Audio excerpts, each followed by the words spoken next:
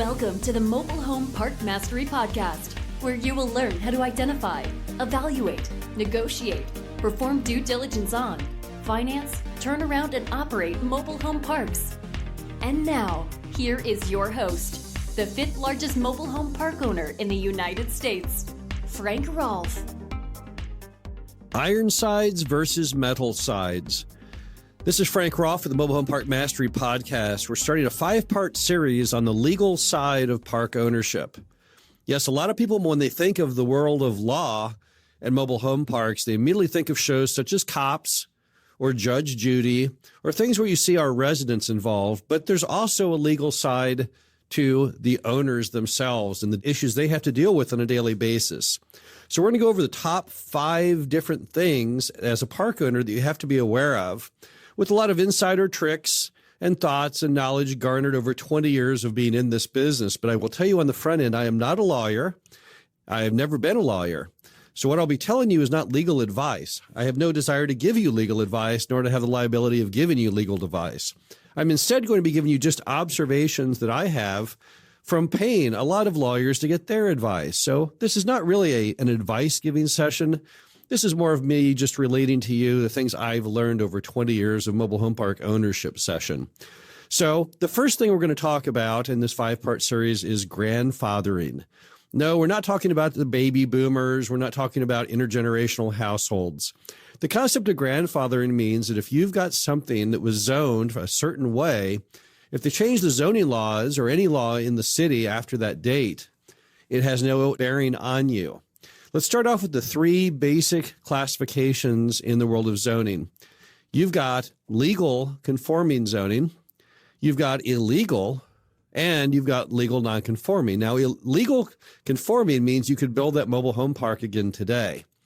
So you've got the right zonings, you've got the right spacings, you've got everything you need to build that park again today from scratch. That's called legal conforming. There's another variety called illegal. What does that mean? It means the park was built without any permits at all. The guy just went in one day, he built the park, maybe in the dead of night, maybe over a weekend.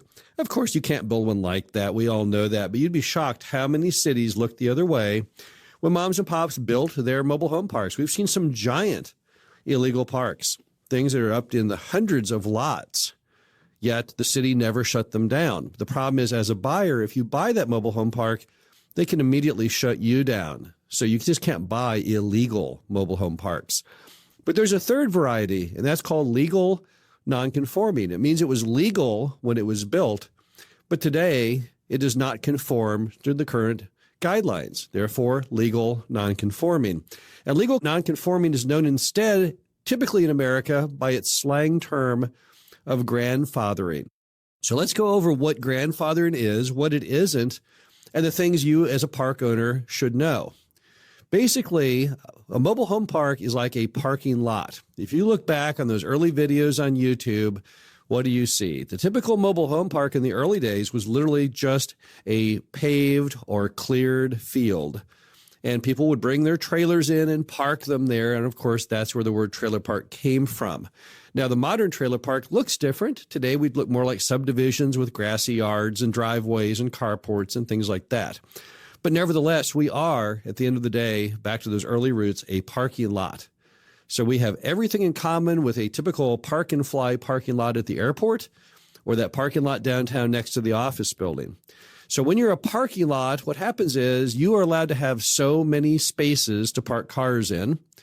And thereafter, even if they change the law and they require parking spaces to be 3 times bigger, or they require you that you can't have a parking lot in that area anymore, your existing parking lot is good to go till the end of time, as long as you do not abandon it and as long as it is not destroyed in some kind of weather event.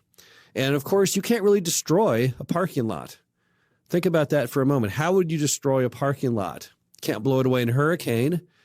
Can't get rid of it in a flood. Waters ultimately recede. There really is no way you can get rid of a parking lot. As far as abandonment goes, if you at least have a sign up saying parking spaces available and a working phone line, then it's deemed that you never abandoned the use. You might have no cars in it. You could just be a bad business person with your rates too high. But the simple fact that you have customers or don't have customers does not mean that you abandon the use. So really, mobile home parks, they really just never die. You really just can't get rid of them in the normal procedure. As a result, just about every mobile home park that you're ever going to look at buying, if it's grandfathered, means that it still has the right to operate today based on that nice little permit it had back in the era in which it was built. It doesn't matter what the city has done since then. They may have changed the law. They might make mobile home parks illegal. They might have your front setback from the street 300 feet. It doesn't matter.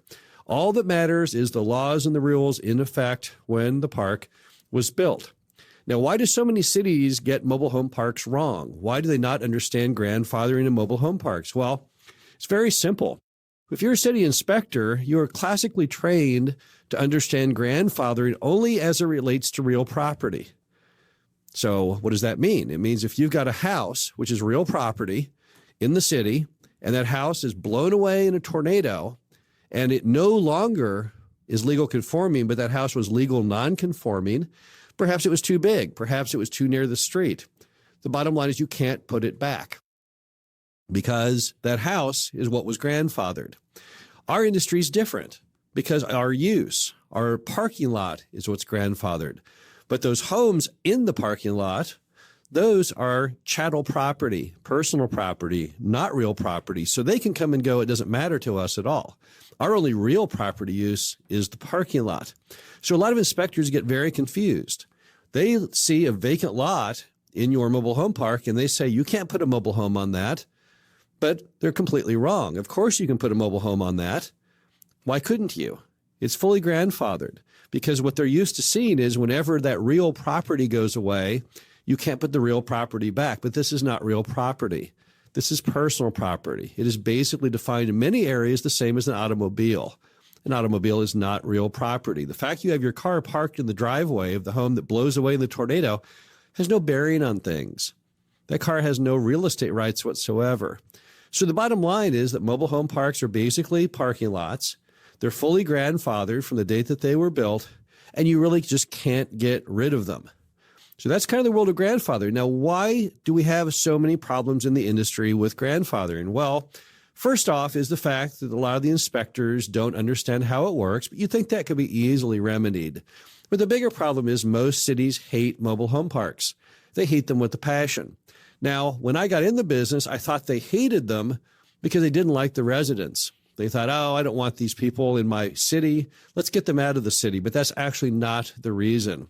Later, from serving in different city capacities here in my small town and understanding more about the ins and outs of running a city, I come to find out that really what's happening is that cities view mobile home parks in a negative way because they lose so much money for the city.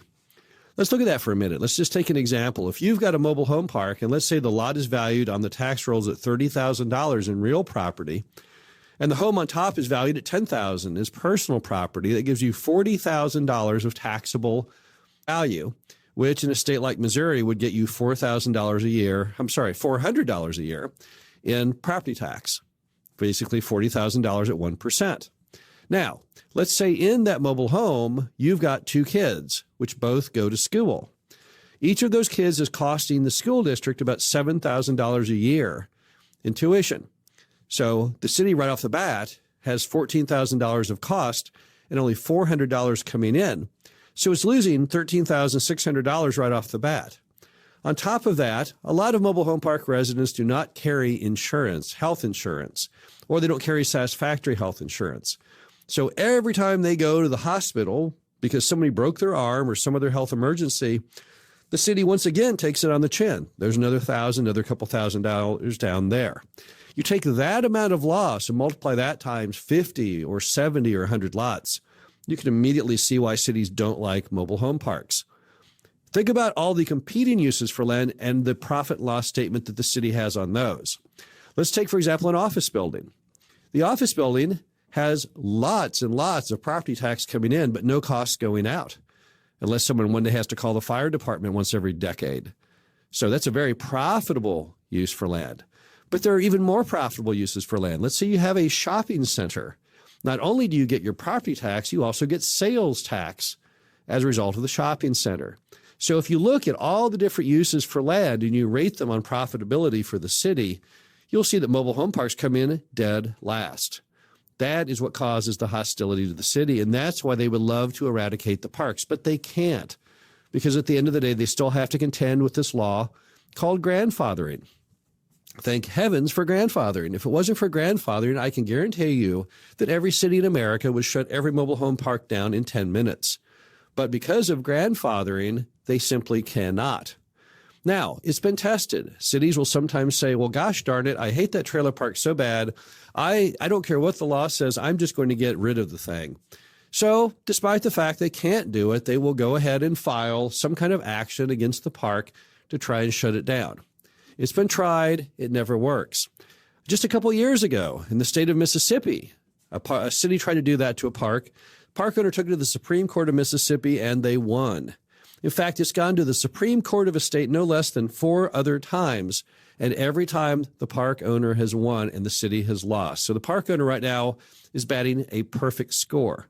Why is that? It's just because it's the rule of law. It's not because the park owner was so eloquent, nor because they went out and hired F. Lee Bailey or a high-priced law firm. The reason is that the city is always in the wrong on this case. The laws of grandfathering is basically a national law, and it's something that the cities, despite their desire, simply cannot overcome the actual rule of law. In fact, if you had a problem today in grandfathering, probably the best thing you could do would be to take that Mississippi Supreme Court ruling and just give them a copy of that.